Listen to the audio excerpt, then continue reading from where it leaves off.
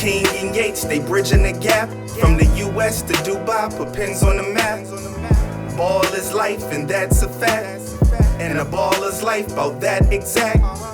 King and Yates, they bridging the gap. From the US to Dubai, put pins on the map. There's a time to score and a time to assist. Ain't no I in team, let the winning commence. From generation to generation, game don't stop. The new and old school got the game on lock. It's all legendary, it's all necessary. We all been all-stars before February. And after that, King and Yates, after racks. But really trying to get some wins, not just padding stats. Two basketball lovers through happenstance. Built a bond that led to greatness that advanced. BTG Nation, what's happening? What episode we on? 24? 24 right now? 24. Do me a favor, big dog. Look on our Apple podcast and see how many total episodes we got on there and see what this is going to be. Because I think we creeping up on one of them, like them monumental milestone numbers. I think we creeping up on them. I'm not sure, but I think so, man. BTG Nation, you know what it is. Listen, they bridging the gap. They bridging the gap. They always twice. Listen, they bridging the gap. They bridging the gap. They Man, shit ain't got serious. What's happening, people? Man, right here, live from Dubai. Where we at right now, King? What we like to call this place, the luxurious, the beautiful, the magnificent. Paradise. Paradise, you know. We're here at the First Collection Hotel in JVC. A huge shout out to the PMG crew, PMG Marketing Company, Isaac Lesko, because of their introduction to David and Kaval, Kareem, Monty, Adam, Steven. You guys have been amazing to us, and we're excited for what is to come. Thank you guys, because it's going to be big for Hoop Mountain and for BTG. So, round of applause there. Just quick little Hoop Mountain update. We have the parent class coming up. So when the next episode comes, we will be reviewing that. That is going to be amazing. And we will have the HMD vlog going off of that too. Yeah, for sure. Yeah. That's going to be, I think it's going to be amazing, exciting, and hilarious at the same time. Because we got people now that are, we got parents that are going to be playing, and their kids are going to be on the side critiquing them. And we can't wait. Yeah. We can't wait. And so here we go. This is episode 74, King. 74. So next episode is 75, that big 75. 70, you know? That's crazy. 70. I gotta let you know what the plan is going into the summer too, but I got something cool in mind that's going to really kick us off. I think it's going to take us places. But BTG, you know what it is right now. Before I get into our Lee Bueller mix, we're taking a trip on that one, but make sure I got to drop Hoop Mountain DXB online, hoopmountain.ae online, Hoop Mountain DXB on all socials. Check it out. We're doing some really cool things. Shout out to the young bread eater for this his growth behind the camera and on the computer. He's really doing some solid things. So, man, yeah. BTG, go ahead, say it. What you got? Let's break it down. He's doing his thing, behind the camera and everything. But in terms of getting the food and things like that, they're absolutely terrible. Atrocious selection for donuts. It's a step though, because it's the first time he got something. The first time he got something. He got the Krispy Kremes, but he got but he ain't put no thought into it, man. You're supposed to have notes and understand what we eat, man. Yeah, see, that's why we need a young lady around, right? Another balance of the stuff, because he learning, but he ain't paying attention to detail yet. On, he ain't get there yet. He getting there though. So, BTG, man, you've heard me say this on the mix today. I don't know if I want to give them a double dose of two mixes or not, but we'll test it out and see how the first one goes. But I got an affinity for the West Coast. You know what I'm saying? You know West Coast energy, West Coast vibe. Like, I like how the sun sets over there. I like how the weather is over there. I just like the West Coast energy. Remember I told you in high school I wanted to go to college out there, right? Yep. So I couldn't get there. But this is the next best thing, probably better. Same weather, all that good thing. But I got a lot of love for Nate Dogg. So let's take him into the mix for today. As you guys know, YouTubers, this is the time for the audio experience. All of you guys on the road right now, This is the mix for episode 74. It's an old school West Coast vibe. Let's see where we can take it. Here we go. Man, shit ain't got serious. What we doing? Shit. What we doing? Okay, here we go. Introducing the young man that you chose to be soul brother number one. Hey, gang, let me show you something. Bueller. Exclusive. It's the hottest Bueller. thing, and it's on its way to the top. Bueller. Let's go. Step up front. You Bueller. dig? You know what we Get say. down with the bus stop. Bueller. You are now tuned in to the world's famous Put the window Lee down. Bueller. Put your hand out the door.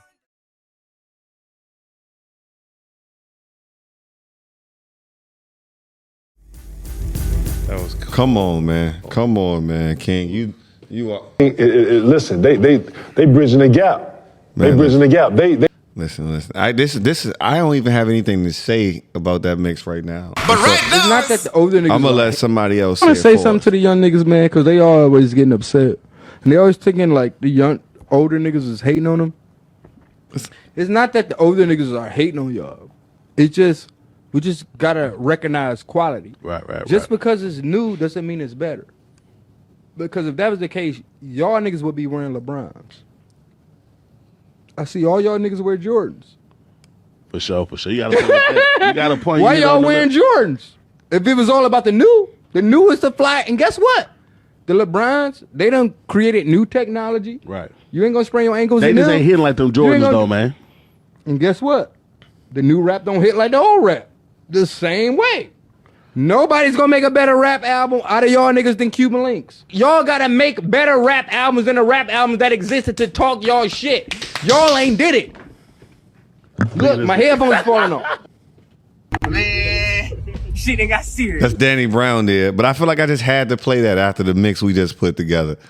And you know what I'm saying? That I 100% agree. how you feeling, OG? How did that mix make you feel? That's the question, right? That's the one that gets you like to really understand. Anything that puts me in the mindset of cruising on the highway on a glorious day, West Coast. I'm in a good mood. Man, I'm in a good mood. that's the thing about that West Coast music, right? I could be in DC in December, snowy. I got my bubble on. I got a couple layers hat.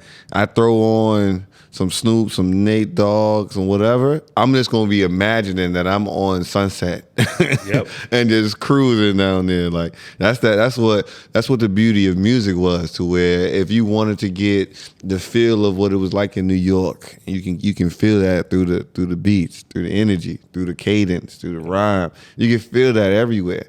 We love that. That's why I love that West Coast beat. I know you giving the face like, where we going when you said West Coast? That was a good trip, right? That was a good trip. And Danny Brown summed that up perfect. That's why we still been in that old school space. But man, we got some things to talk about too. We got a couple things to talk about. The Nuggets have they won game one. They won it convincingly too, which we expected, right? You got the Heat coming off of game 7.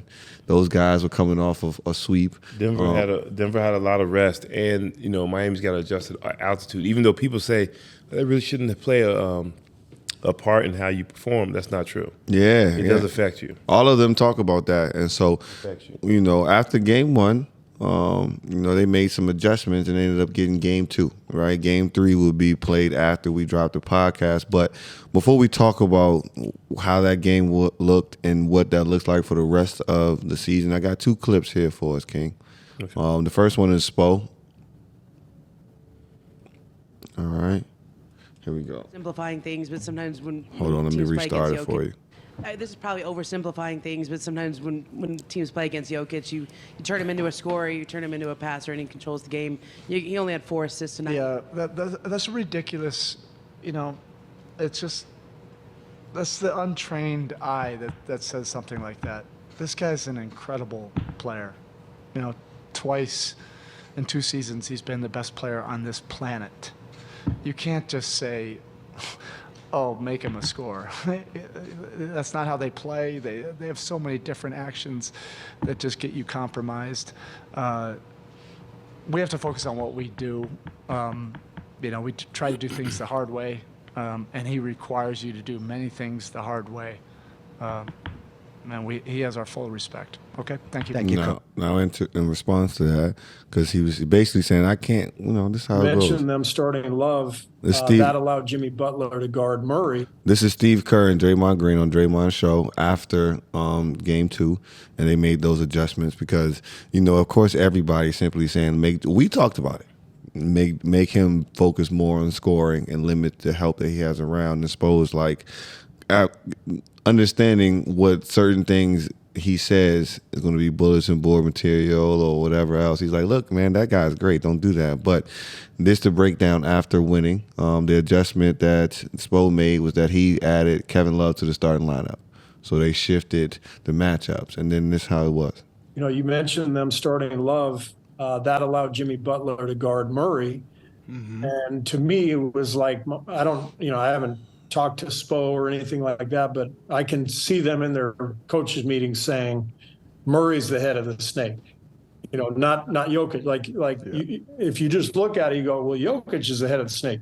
But when you play a team, you sort of realize, wait a second, that guy's he's gonna dominate no matter what we do. So this is the head of the snake, and I think they just decided Murray's the guy we got to stop. So you start Love, put Jimmy Butler on Murray, and then you saw they were blitzing Murray quite a bit and really trying everything to take him out of the game. And then to add to that, you put Bam on Joker, and you got Jimmy Butler on Murray. Now you switch to pick and roll, right? And while you were not saying Jimmy Butler's going to stop Joker, but Jimmy Butler's going to make him work. He's going to make him work, right? And just the wear and tear, the beat, it's going to affect. And so Joker ended up having 40, 41, 11 boards, but only 4 assists, right? And so that's the highlighted point. But then also Murray struggled. And so that's what gave Miami a chance to win. So if you, just off that, OG, what are you hearing? What are you seeing? What do you want to say to the folks? Well, you remember a couple of years ago, when they were in the bubble, I talked about Murray. All year this year. He's a combo guard. He's not a true point guard. But he's a problem. Yeah. If he gets going, you already know what Joker's gonna do. When you start your pregame and you're sitting there talking about what you're gonna write up on the board and things like that for your team. You already know you can pencil him in for a double-double. You just don't want him to get a big triple-double. That's when he completely dominates the game. But how does he do that? Because those other guys get off. Mm-hmm. And so if you take Murray and you force him into tough shots, make him work all night, and you attack him on the defensive end and make him have to guard, that's going to slow him down a little bit and take him away from what he does best. And so now that puts more emphasis on Joker to have to score more. Mm-hmm. And he's got, like I said, he's capable of getting 50, but at the expense of what? Losing a game. Yeah. Because I'm saying, because you'd rather have him have 30, 12, and 8 or 9, things like that, as opposed to having 50 and 14, 15 boards, but only a couple of assists. Now no one else is getting involved. They're not getting those easy looks that they normally get. And so, hey man, listen. We're talking about the Miami Heat. Yeah. We're talking about Spoelstra, who's made adjustments since the play-in games. We're talking about the same Miami Heat that's been in the mix the last 10, 12 years. You know what I'm saying? Whether they are talented or not. And the Spoelstra, man, people got to give him a little more respect. And and the way he jumped on that reporter, basically for asking a stupid-ass question. Yeah, and it was right after the game. But he said he apologized Ramona's Shelbourne, because, she's well-respected in the space. And she was like, look, I know that wasn't personally to me. It was just that he's hearing the chatter of the people around. Yeah. So when I ask, he's responding to them as well. He said she reached out there. But there's something interesting with the Nuggets that I want you to hear this right here. And tonight, the starting line. This is Mike Malone. The game is 10-2 Miami. Start the third quarter, they scored 11 points in 2 minutes and 10 seconds. And we had guys out there that were just, whether feeling sorry for themselves for not making shots or thinking they can just turn it on or off. This is not the preseason, it's not the regular season, it's not round, this is the NBA Finals. And that to me is really, really perplexing, disappointing. And I asked the team, I asked our players, you guys tell me why we lost. And they knew the answer. Miami came in here and outworked us. And we were by far our least disciplined game of these 16 or 17 playoff games, whatever it is now. So many breakdowns. And they exploited every one of those breakdowns and scored. So if we're going to try to go down there and regain control of this series and get home court advantage back, we're going to have to outwork Miami, which we didn't do tonight, and our discipline's going to have to be off the charts. All right, and now this is after when they won game one, he said we did not play well. Yep. Right, we did not play well. They just missed a lot of shots, and so now he's reiterating that. But when you hear that, because people talk about, you hear stuff about people saying we don't need coaches. Coaches aren't needed. We just talked about how Spo is in his locker room, and now you get on the flip side of a coach who knows he has all the talent and he has given them the schemes, and clearly the offensive system they have works, the defensive improvement works, but now the issue is motivation in the NBA Finals. Well, first, everybody needs to understand that this is the first time Denver's been there. This is not the first rodeo for Miami. Not what I'm saying, not their entire team, but a lot of them have been there before. Kyle Lowry, Kevin Love, Jimmy Butler and Bam. They went to the bubble with the two. With Jimmy Butler, he may not have been in the finals, multiple times, but he's a champion in his mind. He's in his play. He's a warrior, And Bam is following suit. And then you got a guy that's a veteran on the bench, Udonis Haslem, who won't let you fall between the cracks. Exactly. You got a head coach that's been around, and more importantly than anything, people got to understand this, your management is impeccable in terms of what you need to do and how you need to do it and holding you accountable. So Denver's in that situation now where, think about it, that was their first home loss in the playoffs, I think.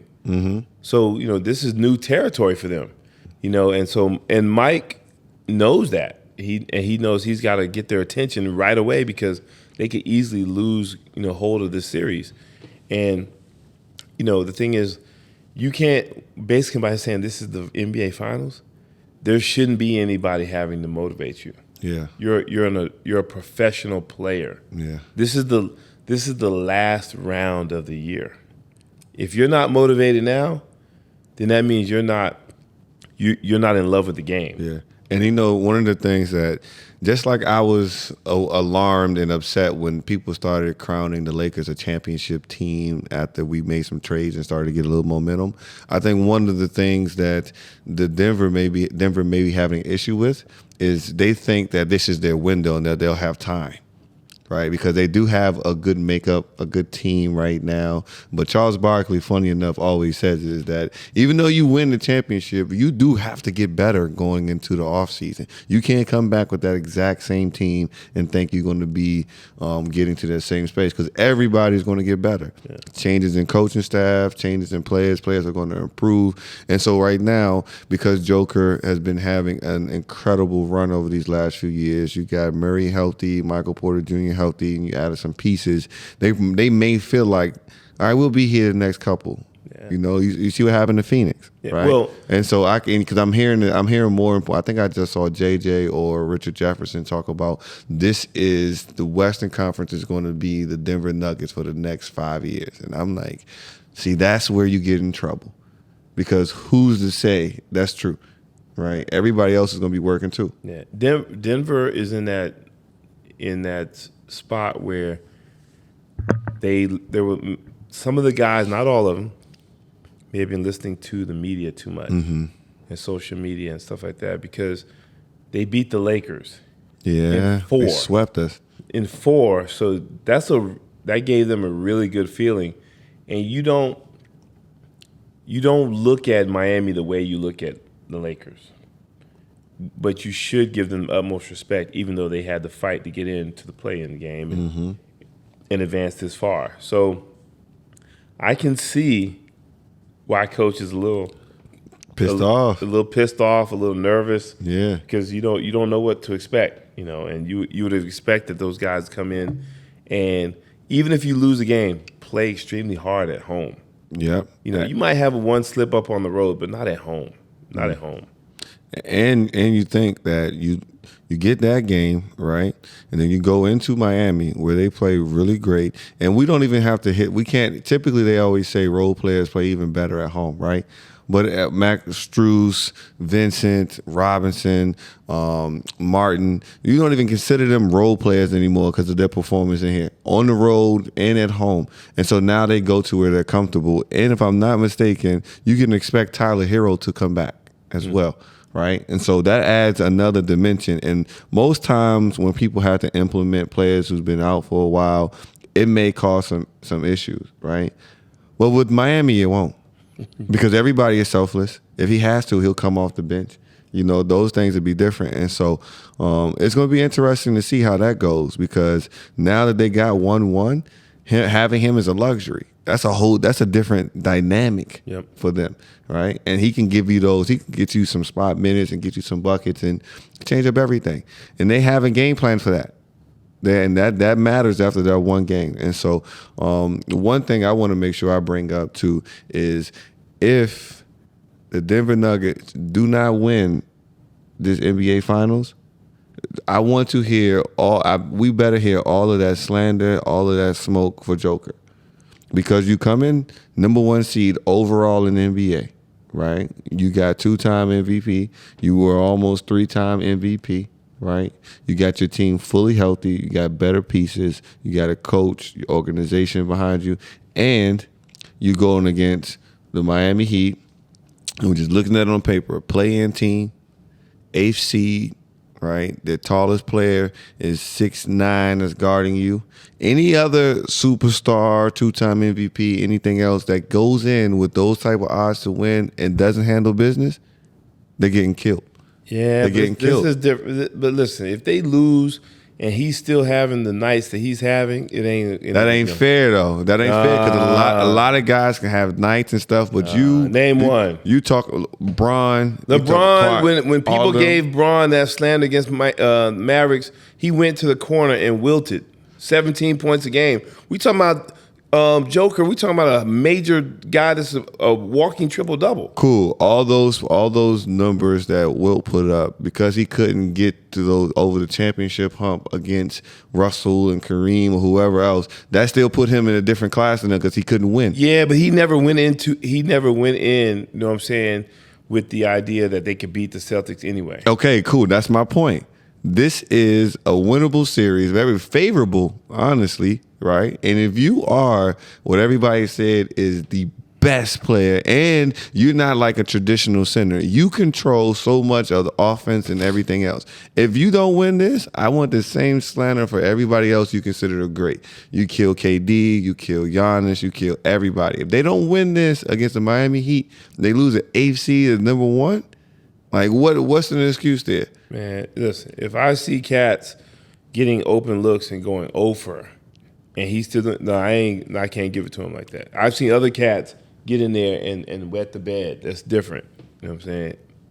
If he goes in there and he has a terrible shooting night, which is expected, but he doesn't rebound and things like that, then you can go at him. But if he's doing everything he's supposed to do, man, come on, stop. Listen, man, all I'm saying is you supposed to be top 5. They talking about you being possibly the best center, best ever. If you get here and you don't finish that, I got smoke. I think that's something that you got to be. First of all, any idiot that says he would be top 5 centers of all time is stupid because this era is nothing compared to what the other centers went through. Stop. But listen, this is the mass media. These are the guys that are making the decisions for everything. They say what they saying. But for everybody that listens to us, man, they're just trying to increase ratings. They don't believe that shit. Stop playing. But people listening and believing it though. Like, because people sheep. What did Spoelstra say? The untrained eye. Yeah. Man, stop playing. Yeah. Let's move on to the next thing. We talk about it. But I'm serious. I'm coming in here with smoke with Joker if they don't finish. Joker and Jamal Murray. But interesting stuff going in the NBA because we'll break down some NBA stuff now. I think this is comedic. I think this is funny. I think this is a perfect lead into the offseason. Kyrie Irving is recruiting LeBron James to the Mavericks. and the Mavericks are eyeing Jeff Van Gundy as assistant coach to Jason Kidd. Now, where do you want to start with that one, my man? First of all, LeBron's not leaving LA for Dallas. Listen. Sorry. Listen. Sorry. He's just not. Like what? You can talk about the state taxes, all this stuff. They ain't going. The industry that LeBron's going to shift into after basketball is not in Dallas. And then Bronny at USC. It's just not. It's not going to work. That's just one. But then on the other side, Gilbert said, "Look, Bron, you cannot go from wearing the purple and gold, black and red, the red and gold, to wearing goddamn green, white, and blue, looking like you played in the WNBA." I said, he said, you're going to look like Karl Malone in that purple and blue. Like, it ain't going to look good, right? But let's just be honest.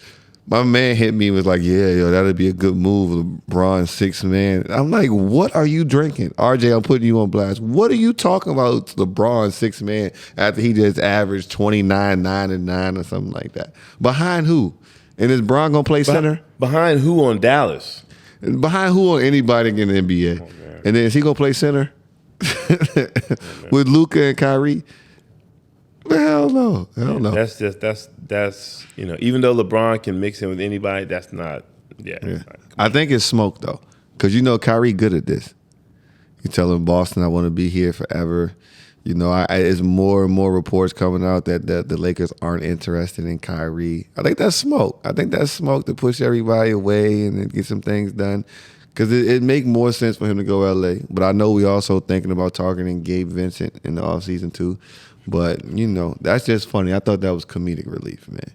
Yeah, I'm saying. And so, NBA draft, right? Have you been paying attention to much of it yet? Nope. So the Spurs got the number 1 pick. Okay. So who's going to get, the French cat is going to see Pop. So everybody's like, Pop just got his career extended another 10, 15. They ain't let him go anywhere. But then you got, Scoot Henderson and Brandon Miller, the kid from Alabama. Scoot Henderson for most of the season was considered to be the clear-cut number 2, but now people are starting to go towards Brandon Miller. You got 2 twins that are in overtime elite that are projected to both go top 5. It's an interesting time, and so I want to play you this clip. I think you'll love it. Who sent this to me? Shout out to Jamal. Jamal sent this to me and was asking me what my thoughts were, and immediately I was like, This is something OG gonna love right here. Shout out to Gilbert for giving us the hot takes. Y'all need to stop getting fooled. I got the number 2 or number 3, number 4 pick. You're not gonna tell me you're gonna come here work out by yourself. You were good in college. This is a whole nother fucking beast here. I need to see if you can handle going up against James Harden, Tatum, and Jimmy Butler. How the fuck do I know that you playing one-on-one with the damn staff member? No. I wanna see you play. How do you play when a Kenyon Martin's out there? Are you gonna bag down? Listen, somebody like Cat, he looks great against. But then you got somebody like Jimmy Butler gets in his head every time. Embiid gets in his head every time. I need to see it. So I know how many games I'm gonna lose you. There's a reason Joker went second round. You can't see what he's great at 100%. In a one-on-one workout. That shit is phony. It don't test heart, it don't test determination, fight or flight, it don't test none of that. You're gonna find out in real time. NBA, y'all need to stop getting fooled. And so I play that to talk about, to bring up the point we talk about scouting and how people miss stuff so much. And so I'm not familiar with the old draft process because, of course, now we got way more access to everything, right? And so you've done some training camps before. People. You got people prepared for draft. And so traditionally, what were those, when you got called to a team for a workout, what were those workouts like? Like, were there some 3-on-3s, 4-on-4s, 5-on-5s, 1-on-1s? Like, what were those things like? It really just depends on the team. First of all, the top guys, when you go into Moody Bible before the draft, the top guys don't play. Mm-hmm. Whoa, go into what? Moody Bible. That's where they used to have the pre-draft camp. Okay. Where was that? Moody Bible. If I'm not mistaken, that was, I think that's in Illinois, I can't remember. I think it's Moody Bible College or something like that. And so the top guys would never, they just do the simple testing stuff. They would never really play because they know they were going lottery or whatever. And the guys who were fringe first round players, whatever, would get out there and have to play. But then going into, from what I've listened to, a couple of my friends, whatever, they've gone in the situation where they go into the team workouts. If you were a bona fide lottery pick, you're pretty much one-on-one. Because they've seen enough of you. Because they've already projected you to be lottery pick. They've seen you, play in college and seen you go up against the best. But the guys who have some question marks, or you got to play. Yeah. You got to play. You know, they're going to test you. You know, I just saw recently some old footage of Kobe's workouts. You know what I'm saying? And, you know, it was one-on-one. And then he was doing a lot of stuff, just drills and stuff. Yeah. But Kobe's a little different because Kobe's dad played in the league, played many years overseas, and Kobe grew up around the NBA environment. So you kind of knew that all the stuff that Gilbert was highlighting, Kobe had that already. Yeah. But for the guys who are unknown, you got to go play, man. Yeah. Got to go play. You know, I don't know what they do now, but, you know, I'm sure now it's just drills. You protecting your interests too. Yeah. So people are like, look, don't do this, don't do that. It's going to get your draft stock put together. So I'm curious as to see, because you talked about how you did training camps for semi-pros and you went down to evaluate players and help coaches pick who should be on the team, right? When you were doing that, were you making them run 5 through 5s too, and you breaking it down like that? Like, we do everything. You do everything. Yeah, I mean, you talking about the semi-pro level, you can require a little bit more because those guys know they got steps to, you know, jump over. So, you know, but the guys in the NBA, I mean, shit, you're already there. Yeah. You know what? If there's 30 teams in the NBA and 5 teams, 6 teams have said you're a top 10 pick. Yeah. If you're on the board, they got you. Mm-hmm. There's only but so far you can fall. True. You know what I'm saying? And if you're if it's a rare instance where you drop significantly low, guess what's waiting for you? That bag overseas. Mm-hmm. You know what I'm saying? You go over there for a year, make some really good money, come right back. Yeah. But, you know, semi-pro level, shit, you drop. That could be it. You working at you selling insurance. I want to know more like how you guys manipulate that situation as coaches to see what you need to see. Are you running like let them run regular 5s, right? Let them run 3s, let them run 2s, and then giving them some situational, or you putting in a little bit of your system, like some basics of your system? Like, how do you make that work? All of that. It just depends on the group you got and depends on what you need. Like I've seen situations where I've been in a situation where all we do is 5s because the guy who's picking everybody was a former NBA player. He wants to see who's got heart.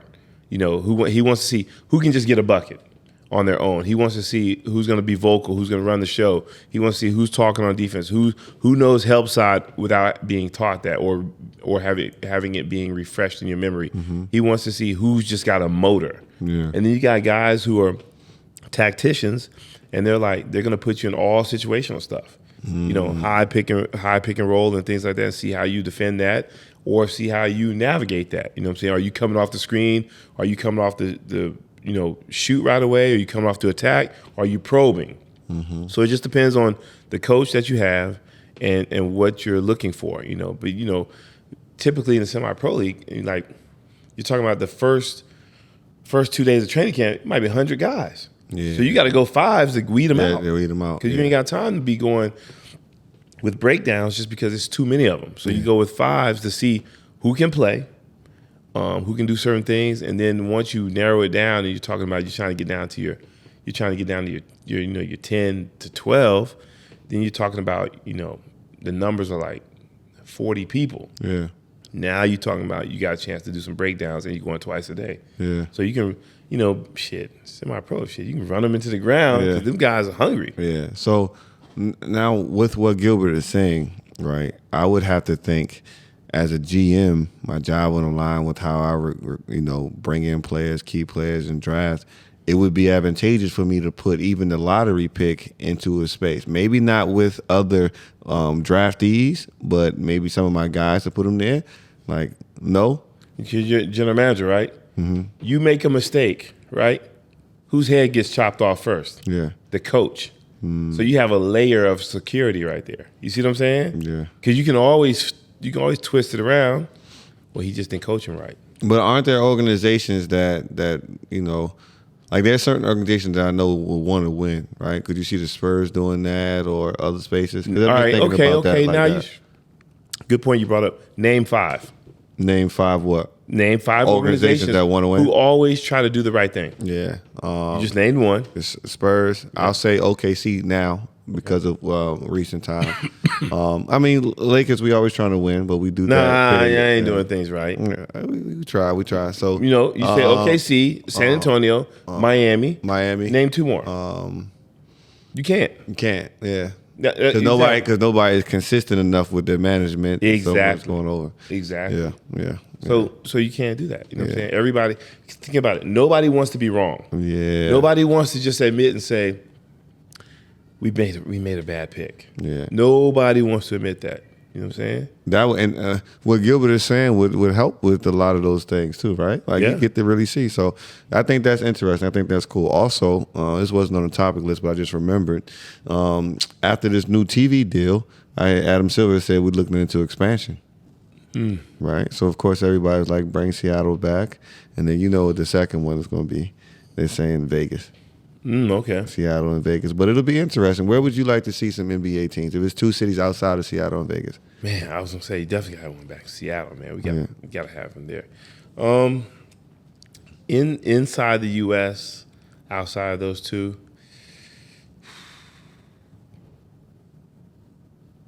honestly, that's probably it. Are you a fan of the idea of going into Mexico? No. Yeah. No. And I think there would be a lot of support there and a lot of excitement. But what's going to happen is the casual fans who live near the border. Yeah. Y'all know I'm talking about El Paso, when you just walk across the Juarez and all that. You know, it's not a safe environment for Americans just to cross over. Yeah. And so you think about it. If it goes to Mexico, the prices of the tickets are going to be more affordable. So people are going to be going. Because I would take my family, because I was like, shit, we can't see LeBron any other night. Yeah. But we can afford to see him in Juarez or Villahermosa or, Tabasco or something like that. But, you can't. You just can't. But the NBA though, in the NBA, when we know how entities really control things over there, they probably have enough juice to kind of circumvent that and put something together. Listen, man, Cancun has been the U.S. vacation spot for over 30 years, 40 years. Is Cabo in Mexico? Cabo San Lucas, yeah. So think about this. So if they have to have guys right now with AKs on the beach because the crime is going, come on, man, stop. Yeah. So it's interesting, Seattle, but I think they would have to touch something else in the East Coast, bro. You can't have Seattle and Vegas and then not, it's not going to balance it out. But where else on the East Coast? There's no space. Yeah, they talk about Louisville. It would mirror OKC, where it's a small market, and you think about it. Who's going to the game when Kentucky comes to town to play Louisville? Yeah. I mean, but that's not a bad. It's not a bad. Yeah, it's not a bad option, right? It's not a bad option, but but it's not going to be Cincinnati. It's not going to be Columbus. It's not going to be. Hell no. It's not going to be Kansas City. Nowhere in Ohio. That Midwest is. The Midwestern got all it's gonna get. No St. Louis, none of that. Yeah, that's what I'm saying. Like, it's just not. Yeah. We'll see. And so, got something for you as we head into the next topic right here. You need to have a coach who's not scared to say shit. But I think a lot of these NBA coaches are scared to say something because these little motherfuckers is making millions and millions of dollars. So now they like, oh shit, now I might not be here if I really tell him how I feel about him. Then the owner might get rid of me or this or that. Nah, fuck that. That's what's needed. You know what I'm saying? You can't pamper these cats now. Go out there and tell them, if they out there fucking up, let them know they fucking up. You see what Monty Williams did to DeAndre Ayton, what, was it last year or the year before? When Ayton thought he was the man and like, I deserve to get the ball more and this and that. What Monty Williams do? Sat his ass right down, face to face with him. Look, this is your role on this team. Boom, bang. It ain't going to be no boom, bang, boom. It's going to be boom, bang. And if you want the boom, then you can go. And what happened? Where was his ass at? He ended up right back there in Phoenix because Monty was straight up with him. And it's not saying that Monty didn't like him or nothing like that, but that's how you got to be with a lot of these kids out here, even on the collegiate and high school level. You can't be scared to say nothing to them. You can't be scared to let them know that when they did something wrong, or you can't be scared to cuss the little motherfuckers out because sometimes that's what's needed. You need to have a coach. I think Colin sent this to me, so shout out to C. You need to have a coach who's not. Now, with that being said, Frank Vogel is the new head coach of the Suns. He added Fizdale to the staff. Sam Cassell got added to the Boston staff. Monty Williams is the new head coach for the Pistons. That's $78 million for 6 years, and he added Steven Silas to his staff. Kevin Ollie got added to the Brooklyn staff. Adrian Griffin is the new head coach in Milwaukee, and he adds Terry Stotts to his staff, and then Nick Nurse to Philly. With all those coaching moves soon, and then the former head coach of the Charlotte Hornets, I believe, is added to the New Orleans staff as well. A lot of movement, but that clip, OG, go ahead, because you've been saying it. Rasheed is 1,000% correct, especially when I say when it's an established coach. When you're an established coach in the NBA and you're doing the right thing and you get fired, you're getting another job. Don't worry about that. What Rasheed is saying for the new first-time coaches, it's 50-50 because, one, you're a first-time coach and you don't want to lose your job. But the reason it's 50-50 is you got a guaranteed deal. Mm-hmm. And you either got to live by what got you to where you are, mm-hmm. or, you know what I'm saying, or you succumb to the pressure of listening to what, the players want, ownership wants, and you end up losing games anyway because you're not coaching the way you are used to coaching. So, I lean more towards what Rasheed was saying, like, hey, man, once you get the job, F it. Coach the way you know, call people out, Most people who are men, who are mature, are going to respect you for being upfront and honest. Exactly. And so you just brought up something that I think you talked about, this new age of coaches. And I'm looking for a video right now because if I'm not mistaken, what's this guy's name? Pat Bev. Pat Bev was talking about what happens with this new era of coaches.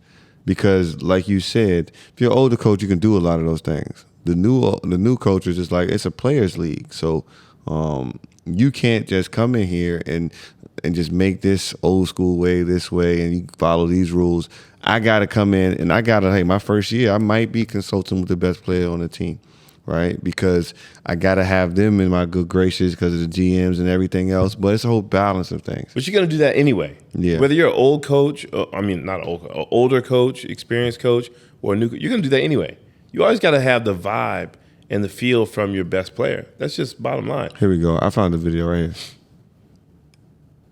Could have done to make the culture think there was anything Joe Mazzulla could have done to make the culture strong enough to be able to win that last game. They started off rocky. And like things, no matter what you do, good or bad, it seems to always catch up with you. I'm not saying that's the reason why they lost. I'm not saying that. I think that Joe did a hell of a job with the team he was given. First year coach, getting it done, getting the hearts of the players. You got to understand, man, like this is a players league. You got players between 30, 36, 37. By the time you get to that age, Ron, you done seen everything that the NBA has to offer on the basketball court. You done seen every scheme. You done seen every coach. You done seen what Pop likes to do. You done seen everything. So, like, if you don't have those titles of, like, Pop, Doc, Steve Kerr, obviously coaches who won championships, but I'm talking about, like, that old school, like, pedigree coaching, like, you got to follow the game plan of the players because players know more. Not know more, like X's and O's, but they just been in those scenarios more. It ain't like, okay, man, we should, every pick and roll, we go trap the shit out of Paul George. Or every pick and roll, we go trap the shit out of Luka Doncic. Nah, coach, I don't agree with you. I think there was... Then you go out there and play, and the coach start trapping, and that shit ain't working, and y'all losing, you can lose trust of the player like that. Lose trust of the team like that. You know what I'm saying? And it's fucked up because it could be the other way. It could be the player say, yeah, coach, we should trap the shit out of Luka Doncic. You trap him, y'all give y'all ass torn apart. They hitting the pocket, motherfuckers spraying that bitch out, you hitting trays. Ain't nobody gonna say nothing then. You know what I'm saying? But if a coach does it and the team don't agree, you kind of lose that voice in the locker room. It's unfortunate. And I think that's the thing that these new coaches or newer coaches have been doing. Motherfuckers is going right in and asking players, hey man, what you think about this? Hey, what you think about that? What you think about that? They're leaning on the players more. Obviously, they're the coach, they're doing their thing, but I think that's that's a new wave. I think, and you're seeing it. You know, obviously with Coach Griffin hire, you see it with Joe. You see it Adrian with Griffin the coach going to the Bucks. You're saying, right? You see it from the coach from the Jazz. Like you see this new startup of younger coaches, 34 years old, 35 years old, coaches who have the face, who have the look for it, who know the game, but who's also willing to be like, hey man, you know what? I don't know everything about this game. Help me. Then you go out there and play, and the coach start trapping, and that shit ain't working, and y'all. That's where I feel like their conversation was headed, right? Like, all right, this is a new era of coaching and stuff, but it's dangerous, I feel like, because if this was the era of the 90s, early 2000s or whatever, those players who had a little bit more respect for the game, like as a coach, you only get a few years to get these things right. And you got to rely, and some of you are going in to rely on players, but these aren't the same type of players who have the same type of approach to the game professionally. If you get lucky enough to have a team with enough vets to make that happen, but like, how would you balance that? Especially if you don't go into a situation like a Miami with a solid team. Let's say you go into something like the middle of the pack, the Charlottes and all those type of things. Like, how do you go? First, let me comment on the older players situation. You got to think about Magic Johnson got rid of a coach after they won a championship. Yeah. You know what I'm saying? But you know what the difference was? He's he's a once in a lifetime player. Mm-hmm. So he can make those types of decisions because he can back it up.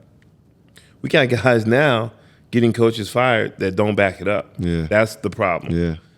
You know, as a first year coach or even not even a first year coach, you know, a young coach that you do have some head coaching experience, yeah, you should go in and talk to your best player, because that's no different than a high school coach or a college coach getting the ear of one of their best players. What's that talk like, though? Because it's different when you're talking about I'm walking in and my best player is LaMelo Ball versus me walking in and my best player is Jokic, Murray, or Jimmy Butler, or KD and D Book. So what's that talk like? Yeah, but you're going in and you're talking to them. You're treating them with respect, and and you're showing them that you have appreciation for what they've accomplished already, Mm-hmm. and you want to continue this journey together. And you let them know that, hey, this is the way, this is my philosophy, this is the way it's going to go, but I need your input on this. Mm-hmm. You know what I mean? That's, you're adults, man. And, if somebody's too immature to handle that conversation, then you're screwed anyway. Yeah. That's just bottom line. So, I've been in that situation where you kind of like change who you are, and that shit comes back to bite you in the ass. You know what I'm saying? But the difference is, when you're not coaching the NBA, you don't have guaranteed money. So you don't have as much, comfort or security as someone else. So you got to play that game. But you're in the NBA, I'm just going to be 100% with you. I'm in the NBA, I get a head coaching job, and I get a 4-year deal, $5 million a year. Shit, I'm going there and doing it my way. Because if I get fired, then I can say, you know what? This is what I believe in. This is what I thought would work. It just didn't work. Boom, boom. But if I go in and put my faith in just the players, because, you talk about Charlotte and some other organizations like that, shit, they were terrible before you got there. Right. So they're going to continue that trend. Right. We don't know what the backstory is or how the locker room is with those organizations. So if you're going to continue to listen to them, then you're part of the problem. Yeah, it's so crazy to think about, though, because like, how would you galvanize and get that crew together? Because I had somebody say before who's frequently around NBA players because he's like an agent for them. He's like, they live in a fantasy world. Yeah. Like everything is given to them. They have access to absolutely everything. Like everything is just the world is their oyster. So how do you galvanize and how do you put that into perspective? Like, look, this is what we're gonna do, and this is gonna get us there to that championship. When I got millions on millions and millions already, like that's tough. That's where it's like, man, that's when you're losing some years. But you see, all right, for example, you think about the best organizations who have been consistent, right? They necessarily don't have the best talent all the time, but their coaches and management work with everybody as if they're equals. True. True. And so now you got a guy who's the name or the face of the team who's averaging 20, 21, you know what I'm saying? He's not really bought in. But you got a guy like Strus and those guys from Miami who, you know what I'm saying, you've put a lot of responsibilities on their shoulders and they're responding. So now you make that guy who was the face a little more expendable. And you start to build your culture that way. You know what's funny, King? There's a clip for everything. In the huge three in the fourth quarter tonight, and it's like none of those guys on Miami are sitting there saying, "Well, I didn't play," or "Man, they put in so and so." Like they're just all about winning. And you know this from our groups that we've had. When you have that championship mentality, every guy's bought in. Every guy's just trying to win. Nobody cares about any of that stuff. You don't go into the locker room, saying, "Well, I should have played more." You just want to win, and that's the beauty of finding that magic when you have a championship team, is that everybody's bought in, and it makes the decisions for the coach really simple. You just go with your gut and go with whoever's playing well. Steve Kerr, coming off a year where people think they, could have done better. You're getting some flack about how the young guys don't produce and all these other things. That's what you see on the forefront. But that's a little insight. It's easy when you see what happens in Miami that may have less talent on paper, quote unquote, with teams that do, but people don't know how to buy in. They pouting. Right, and this is what you're talking about. It's a lot easier for me to make a decision if you ain't gonna follow in, but I got a guy who's already bought in. Yep. But yeah, that's the stuff with and I'm learning daily too in the coaching. This coaching lesson, this apprenticeship, this vibe of we talk about community. Right, we talk about working with the parents, working with other organizations, working with the kids, and then the kids are at a different level. And then you add into that when you become a coach of men, whether it's young men in college or professionals, that's just a completely different dynamic. Like the evolution between the two, and for you to be able to do it all three of those levels, you talking about the mental capacity that takes and holds. Man, that's a lot. It's a lot, man. It's a lot. And trust me, like I said, if you don't have guaranteed money like in the NBA, shit, things are a lot tougher. Always, yeah, especially without support. But that tougher, man. Your versatility, you specifically as a coach, and where you can go, and the reason why you're so you have such a strong ability to adapt, right? That also points to the layers of athletes. What we can do beyond just sports, right? And the ability to coach and do those things, that's you being able to address different social classes, different cultures, different everything. And so that brings me to our next space with Shannon Sharpe, right? And so I'm going to start this segment with Shannon Sharpe with this video here. Shout out to Shannon, man. I slept, I breathed, I talked football. And I think I was terrible at a lot of things except football. I was terrible at being a brother, terrible at being a son, I was terrible at being a father, I was terrible at being a boyfriend. I was terrible at all of those, but I was a damn good football player. Yeah. I would go back, if I could tell my rookie self, I would say the way you judge success, because everything that I look at now is judged by success. And that's the only thing. And so even my relationships now, here I am about to be double nickel in about 4 months. It's still judged by success. And so I would say, Shannon, everything that you've accomplished doesn't mean anything because you don't have anybody to share it with. That's what I would tell myself. I would do it, if I would do it over again, I would find that one person. And now I'm playing that. Of course, the message is profound. It's really, really strong. Pertains to everybody else. We love, we talk about bridging the gap. We got an OG on national TV prime time that's bridging the gap. Every time Shannon Sharpe get on, he giving a lesson, he's giving some game, and he's been authentic about it too. But what we see there is that charisma, right? That character, somebody who is just exuding energy on the screen, and you can just smell and feel the glow and the growth of him as an analyst, entertainer, a creative person, and then as a general sports journalist after being a Hall of Fame athlete. All right, and right now this is on the heels. This is an older video, but I think that on top of everything we've seen with him on Undisputed the last 7 years, and seeing now he's gotten to the point where he's being bought out, and after the NBA Finals, he'll be done with that contract and he'll be moving on. I'm like, man, well played, OG. Well played. Like, what post career? After you hear him say that everything he was good at was football, and you hear people all the time talk about what athletes can and can't do and everything else, and you get up there with Skip, who is a Hall of Famer, a legendary person in his field. He's given us Stephen A. He's given us now Shannon Sharpe. Regardless of the antics and the person that he is at times, he is one of the GOATs in his field.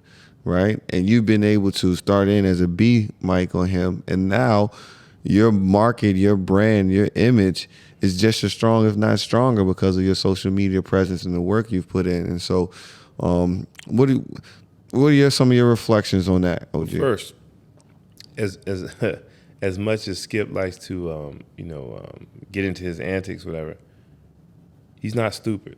Not at all. He recognizes talent when he sees it. Yeah. So like other people may have seen Shannon as just a football player. After talking to him, Skip knew. Yeah. He knew. You know what I'm saying? Of course, we're all arrogant in terms of like we want to recognize talent. We want to say we're the first people to see that talent and then develop it.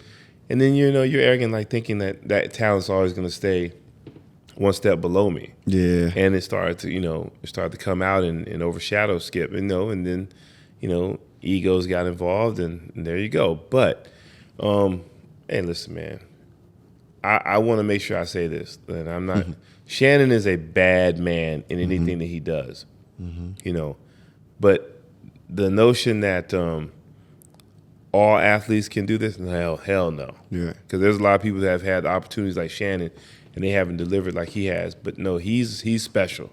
Yeah. He's one of the special ones that he has a bright future ahead of him in this industry. And whatever platform he's on, myself and I know many others are going to tune in just because we locked in.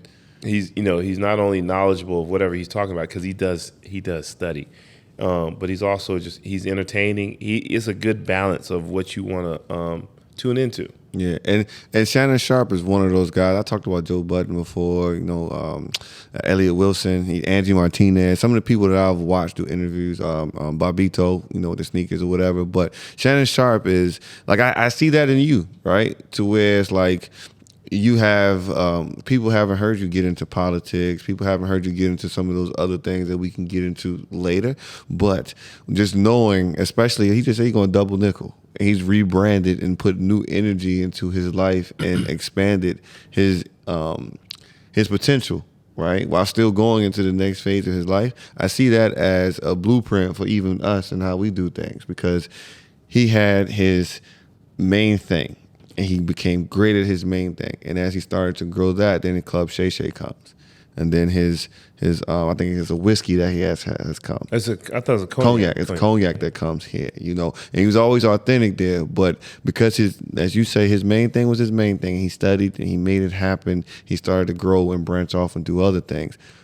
But his main thing was under contract of somebody else, right? And so I know you've heard some people in the space say some off the wall type of things about him tap dancing, and I know you've been waiting to address that, but Yeah, the stuff that I've heard, man, is just people saying that Shannon's been somewhat of what we call an Uncle Tom back in the day, because he took what is considered now a lesser deal, but not at that particular time.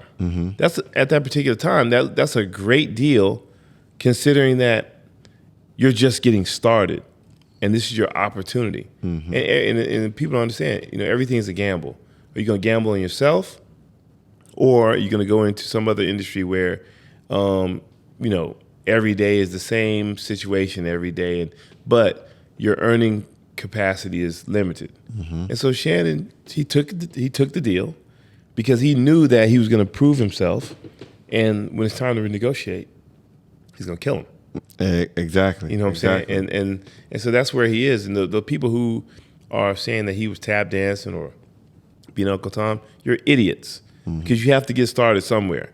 Because when you say stuff like that, that's total disrespect to people who were, the forerunners of any industry. Let's talk about the rap game for a minute. The guys that are making money right now in the hip hop game, they're making more money than they've ever made. You wouldn't be where you were if the guys back in the day didn't have to bite that bullet. For sure. You know what I'm saying? Because you got to get started somewhere with somebody else's money. That's just bottom line. Because you don't have the money or the capital to get started on your own and take that risk. So somebody's got to take that risk, and they got to believe in you, and you got to believe in yourself. So shit, Shannon did what he was supposed to do. And trust me, while he took that deal and it was less considering it was less considering what his current value was, trust me, it was still life-changing money. So he wasn't, he was working a lot and things like that, but trust me, he didn't feel sorry for himself. Absolutely. He didn't feel sorry for himself. And so that's a reflection on that. Now, Marcellus Wiley did it. He had a breakdown talking about, just a little bit of the journey of like what happened, why it happened, the relationship and how it went. They have some times where it was personal attacks, and you could see visibly that the relationship was changing. And like you mentioned, a lot of that had to do with the fact that now Shannon Sharpe, he may be bigger than Skip, most likely bigger than Skip in this new media era because of his presence online, Club Shay Shay and everything else. And it may be bothering Skip. But when we look at the reflection from Shannon Sharpe, right, and I'll play this clip here.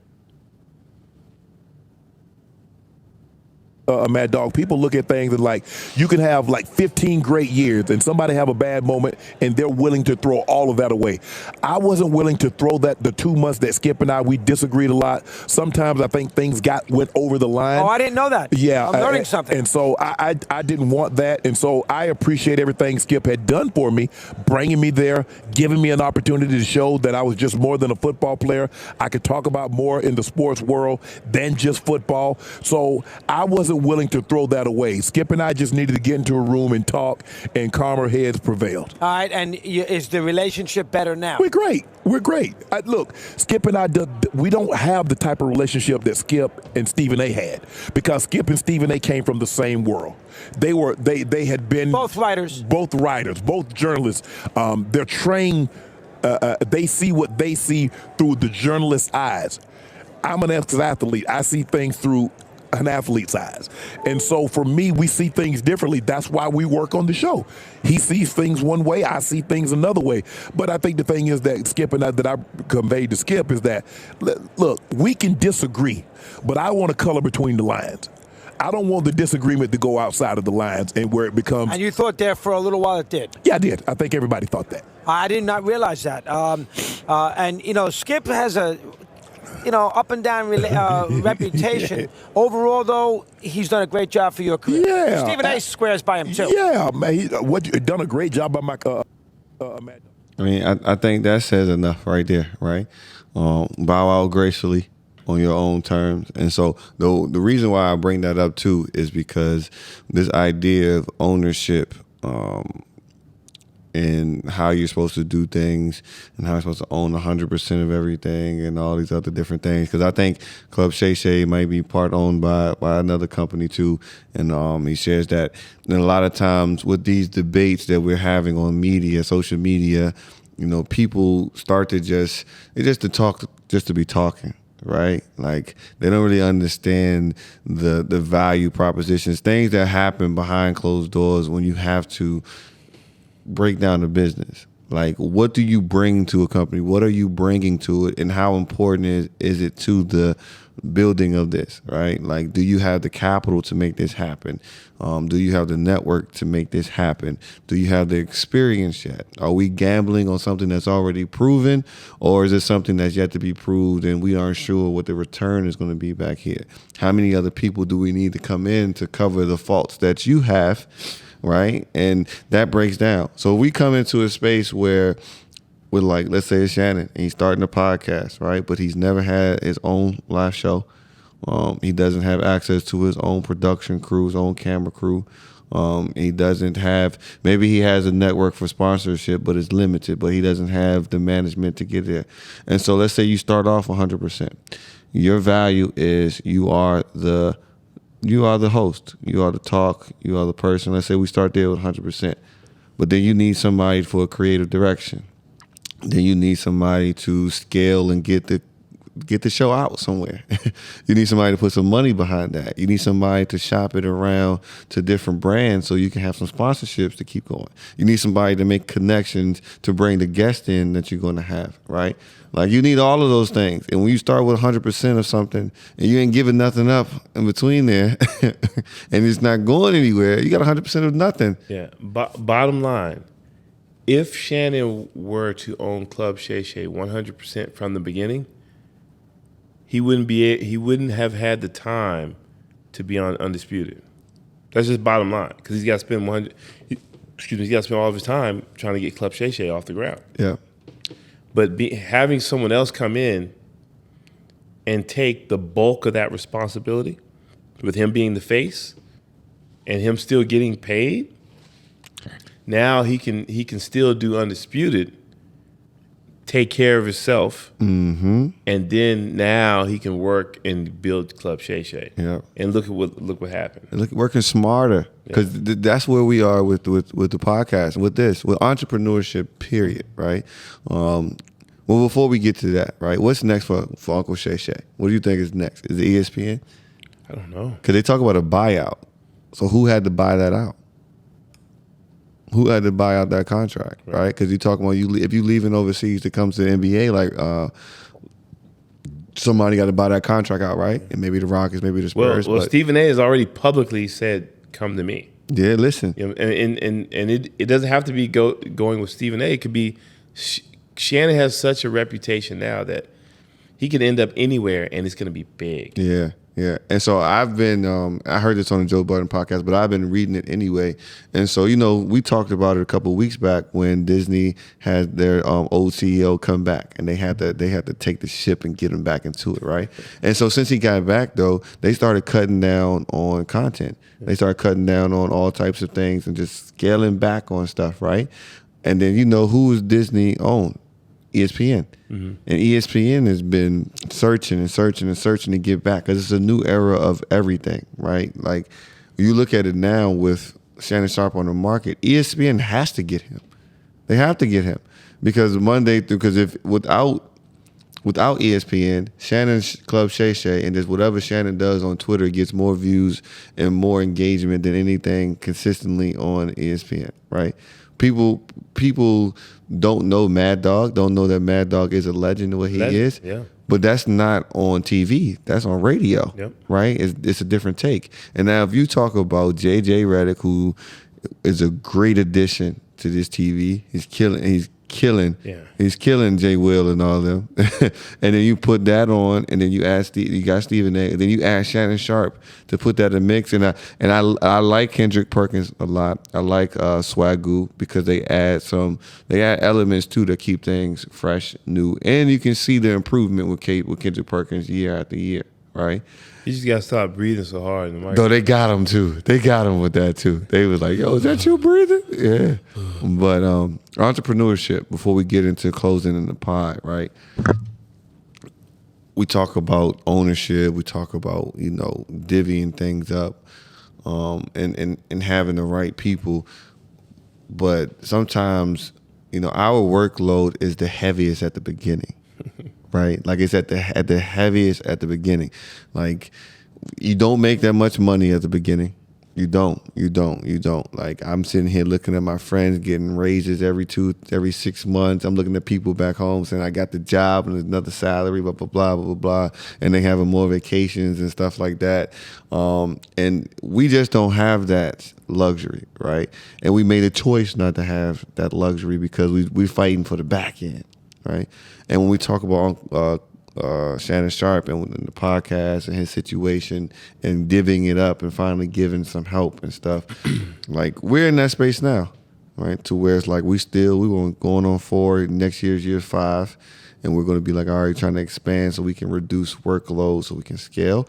But we talk about those little fires and how that affects the people around you too, because they can't really see, what the end goal looks like.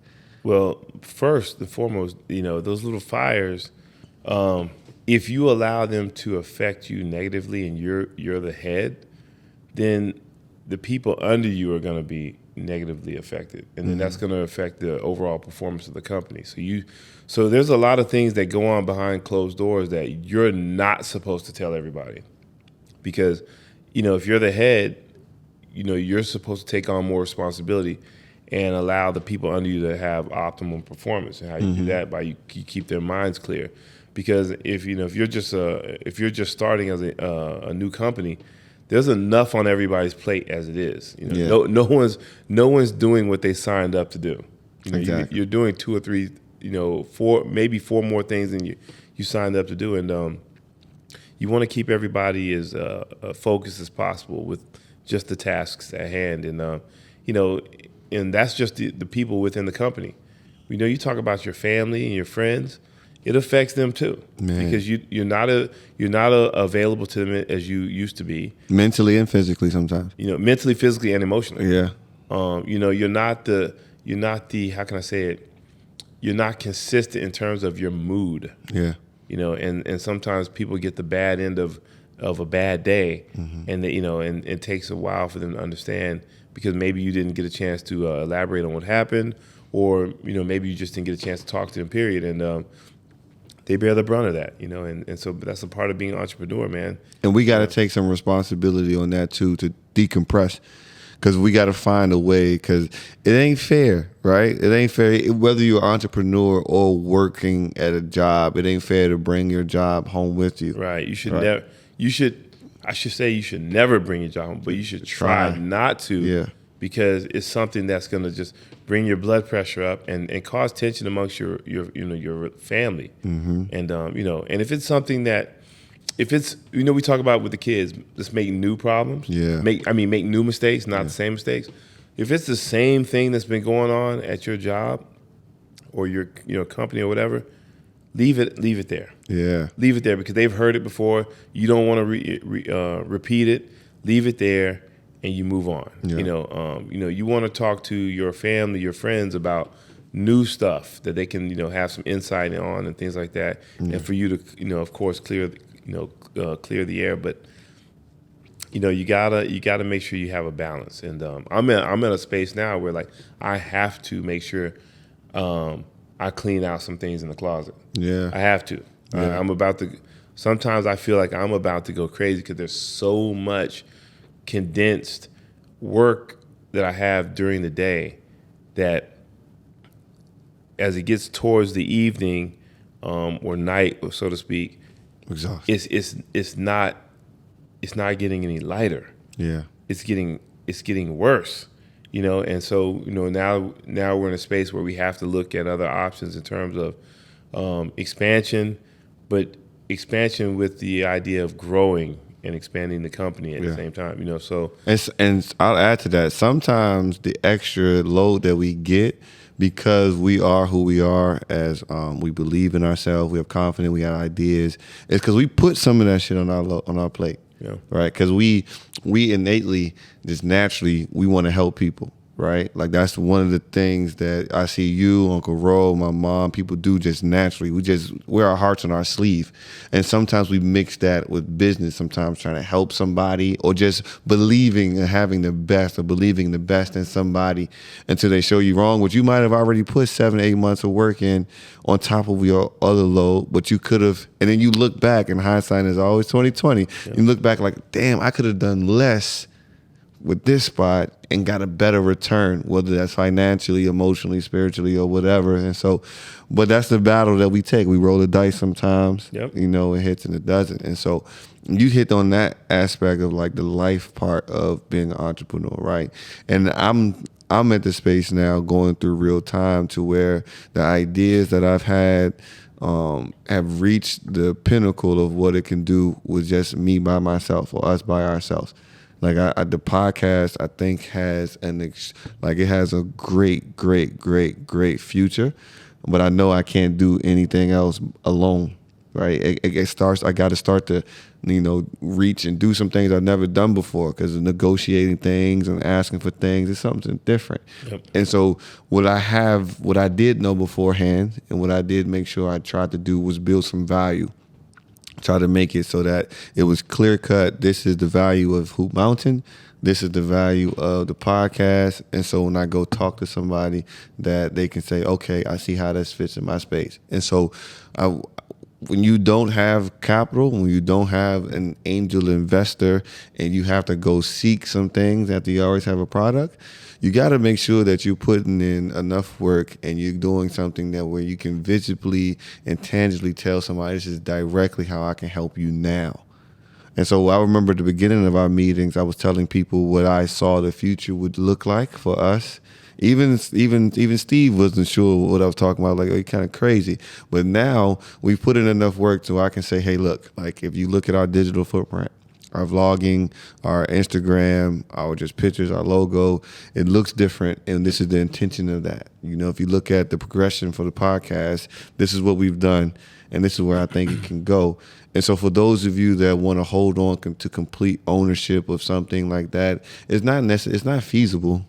You know, it's probably not the smartest thing either.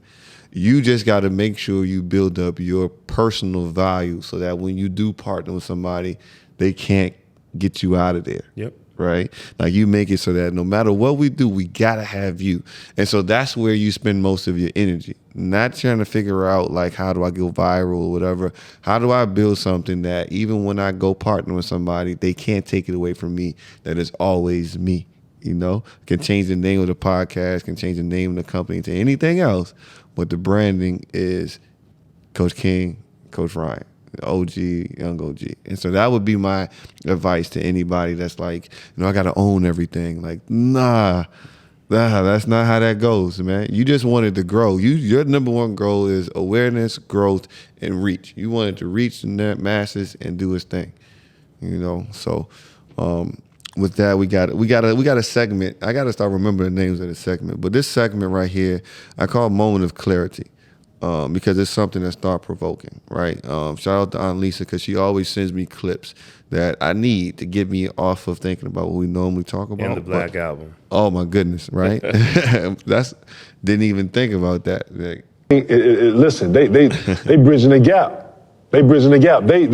Let me start you off right here. And then we got a clip that we're going to break down. There's a beautiful quote that I live by. It is easier to create strong children than to repair broken men. So it's important. You know, if you don't think that athletes should be articulate, you need to go watch interviews with this man. You need to watch our interviews of Kareem Abdul-Jabbar, Jim Brown, Muhammad Ali. There's a bar. Muhammad Ali spoke just as well as Jim Brown, spoke just as well as Dick Gregory, spoke just as well as Malcolm X. So, you know what I mean? So my thing is black people should be articulate. And beyond that, from an education standpoint, education is truly the evening factor. And I'm not just talking about college. The education of trade. A doctor, a lawyer, or an engineer is a high-end trade. Those high-end trades are dope and valuable and needed, whether doctor, law, and engineer, but as are trades that are not considered high-end.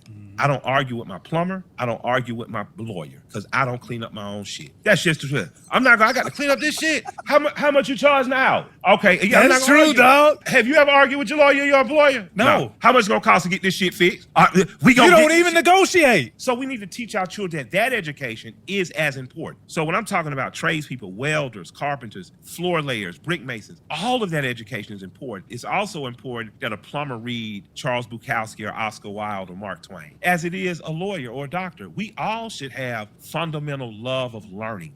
Frederick Douglass has a beautiful Listen, they bridging the gap. They bridging the gap. They King. That's Killer Mike for you guys right there.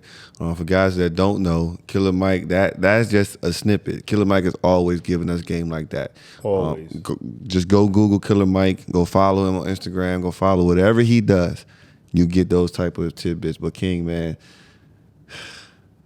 your reflection on that, because I know it's a lot, right? Because we've talked about each section of that, right? We've talked about as an individual topic on its own, whether it's the helping people figure out their life after college or after high school, and maybe college is not your thing, right? With the trades, or being able to understand that you can work here and still be what somebody will call like a distinguished gentleman or whatever else, and like that diversity, that Renaissance man thing that they talk about before, right? Like, so man, listen, so much to talk about, man.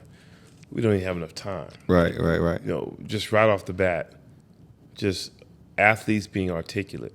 I mean, just the leaders that we had, you know, the past 20, 30 years, 40 years that were athletes, they were all well-spoken. And so when they had something to say, people listened. People respected them. And what I mean by that is not just because you're an athlete, just because what you're saying, you know, was easy to understand and you made valid points. And you know, that's all you want somebody to do is listen to you. If you can't articulate yourself, no matter what kind of idea you have and how powerful it may be, how positive it may be, you know, no one's going to listen. It doesn't matter. It doesn't matter. So you got to make sure you're able to articulate your thoughts. He talked about, you know, the trades. Listen, so many people, and I'm talking to not just the African-American community, so many of our younger generation don't realize that what we call the lower end trades, those are respected careers. And we specifically right here, let's talk to the young men. Yeah, specifically to our young men, his Latinos, Caucasian, well, everything. Like, yeah, don't allow social media or just say the new narrative to undermine any opportunity you have to learn one of those trades. Yeah. If it's something that you're passionate about or something that that comes easy to you, because other things may not, and this is something that you can get a grasp of and start a career with, because those are respected jobs by respected people. You know, people that don't respect those jobs, you probably don't care about what they think anyway. Ignorant. You know, and so you want to have a chance where you can provide for your family forever. You know, and you can get to a space where you're not reliant on working for somebody. You can potentially work for yourself. And if you can ever work for yourself in any industry, you've achieved a lot. The dope thing about this segment, that this excerpt from Killer Mike is, like, you remember a few episodes back, maybe it was the one we had Anissa as a guest or Berto, I talked about how it was so important to me internally to be a great basketball coach and then to still have the media company, the podcast grow, some of these other endeavors that I have, to show the layers and how you can be somebody who can touch many different things. You don't have to be one space. I still love fashion. I still love these, you know, you love to travel. You love the different cuisines. You have the things that you love. And what he said there is you can be a plumber and you can still read Maya Angelou. Yep. You know, you can still read all of those classical books, or you can still be somebody who's a fan of the opera, right? You can still be those things. Matter of fact, it's even more intriguing, interesting, and more attractive, right? It's something that people would gravitate towards even more, and it's just a better breakdown. Like when I look at that, and he said learning is something that we should all fall in love with. And I got to beat myself up because I didn't finish the docuseries on Bill Russell. But where I stopped at, he talked about going to the library and reading. And you know, Illy's been in my house apartment a few times, multiple times, many times. Coach, you've seen, I got books all over the place, right? And I know you constantly are reading. You always on NPR, CNN. You're always looking at old articles, always studying stuff. And just that part of it is what makes you articulate, right? You constantly going out there seeking knowledge, right? And in Islam, that's part of our duty, right? It says you're supposed to go seek knowledge. Those who seek, you are closer onto the right path, right? Because what else are you doing?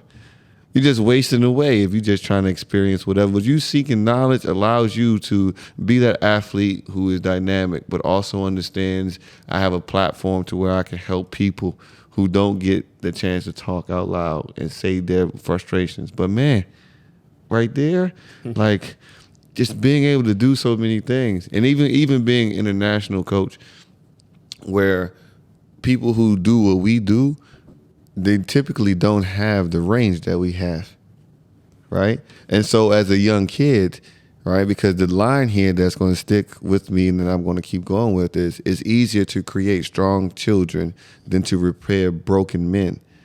If you as a child, when you look at your sports coaches, you only see them in that realm, right? They're on a tight leash because of whoever they're working for. Like, you don't see anything else. They only got that. They only can talk to you about this. They don't have real life experiences that they can give you. They don't have other things that they can break down into. You know, Coach Thomas wrote a book while he was coaching us, right? In real estate. Like Coach Jones is all over the place with things. Coach Hay, plumbing, housing, breaking down with his hands, right? And us as coaches here, I know for a fact that we're changing our kids' perspective of what it looks like to go be an athlete and then post, because our kids look at us like, Coach used to teach, Coach played 10 years professionally, Coach done this. You haven't even told them how many businesses you put your hands into, right? Like, Coach Ryan's bringing clothes to us. Like, what is this? They have a podcast? Yeah, like, I'm not used to that. Like, what is this, right? But that's the whole purpose of it, to where we show that you can do so many things. You do so many things, right? But it starts when you're young. Right, and so how I think to end this off with that is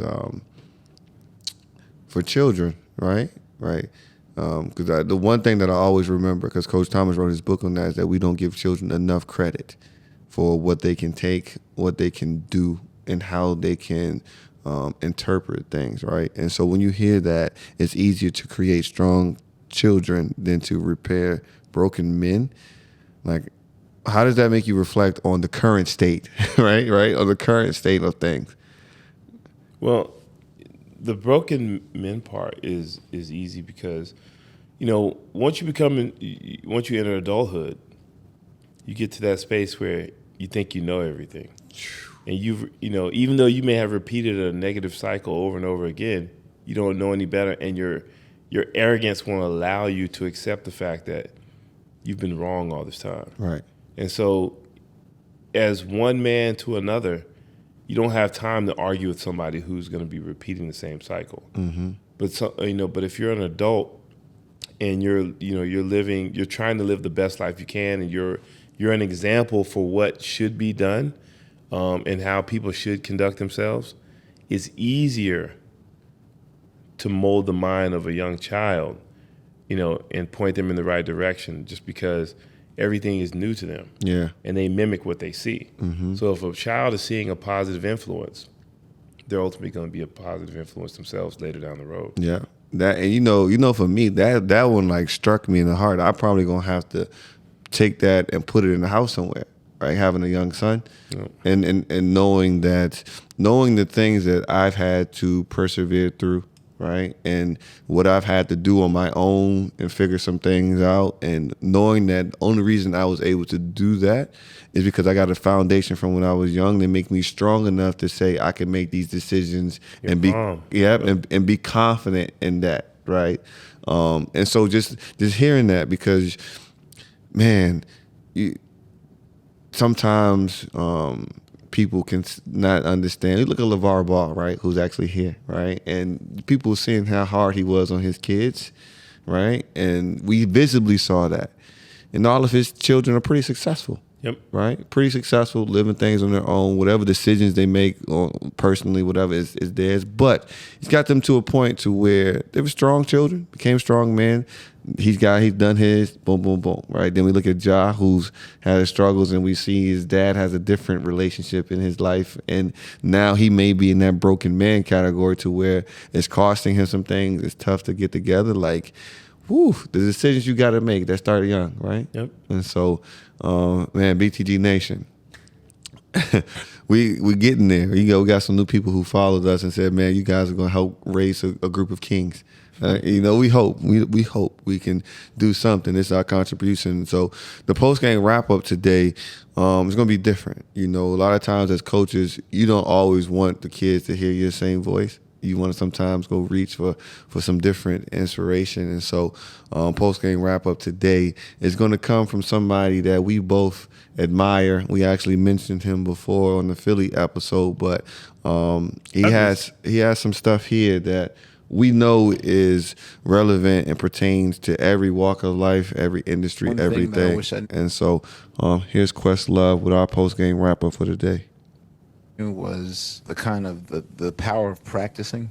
I clocked in my 10,000 hours as a kid. Like, for those that you don't know, in the book Outliers by Malcolm Gladwell, his theory is that all the people that we admire in the world, the thing that they all have in common, and he breaks this down, is the fact that each of these people put in at least 10,000 hours of preparation into their craft, which basically means that for 4 to 5 years in a row, you're going to have to do what you want to do in this life 6 hours a day. I think everyone thinks in their heads like, well, this is about as far as I can take it. Like, in my head, I thought, okay, my little post-Jay Dilla approach to drumming, this whole drunken style but staying on beat thing, like, okay, I got this mastered. And then you hear someone else, like Chris Dave is like, it's speed or 8-ball, like it's heroin and cocaine mixed together. My dad used to always say, people always say like practice makes perfect, but my dad would say, no, perfect practice makes perfect. One thing that... Go to work. That's it, right? Go to work. And even if you do go to work, you may look to the left or the right and see somebody who's working just as hard and they killing it too. Look, go ahead, go back to it. Don't just go to work, though. Go to work on time. On time. And on time doesn't mean if you start at 8, you get there at 8. No. On time means if you start at 8, you get there at 7:45. Mm-hmm. So that way you're prepared for anything, because you never know what's going to be your obstacle trying to get to work. And the one thing is, if you want positive results, you got to put in extra work. Yeah. And just getting somewhere early, that's just extra work. Extra work. And I think this is this episode 74 in total, but number 24, I think this is one of those ones, I hope you guys enjoyed that West Coast old school mix. Next episode, I'm keeping it West Coast, just so you know. I'm keeping it West Coast, but I'm going to bring you to my era. So BTG Nation, you know what it is. Hoop Mountain Dubai, Hoop Mountain DXB, Hoop Mountain.AE. You find us, talk to us, let's get right. Shout out to our Bump and Run crew. You guys, we getting there, we bumping. We love the energy. We appreciate you guys big time, for real. You're helping us build a community. Shout out to our parents. And again, as always, thank you to First Collection, JVC, and you staff is here. You know how we end it. Keep it real, keep it simple, and keep going.